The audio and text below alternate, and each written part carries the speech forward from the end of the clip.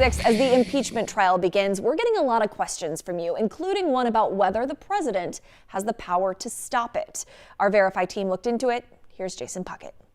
Viewer Loretta S. sent us this question. Quote, does the president have a kill switch in which he can stop the impeachment trial in its tracks? Thanks for the question, Loretta. Let's break this down. Our sources are the U.S. Constitution and U.S. Senate documents. Part of the reason impeachment is confusing is that there's not a lot about it in the Constitution itself. There's about 7 sentences, but they make a few things clear in Article 1. The House of Representatives has the sole power to impeach someone, and the Senate has the sole power to try that impeachment. The president and impeachment are only talked about in Article 2 and only when talking about presidential limits, like how the president can't pardon anyone who's impeached. Put simply, the president is given no constitutional powers when it comes to impeachment. That means we can verify the president of the United States has no constitutional powers to stop or kill the impeachment trial. But we can't stop there because of political parties. Republicans and Democrats aren't even mentioned in the Constitution, but they have plenty of real power. As a leader of the Republican Party, President Trump does have influence over the Republican senators who will try the impeachment. Now, that's not a kill switch, just possible influence. The only way the trial could be stopped in its tracks is if a majority of senators voted to end it. And it's important to point out that all senators have taken an oath to be impartial in the trial.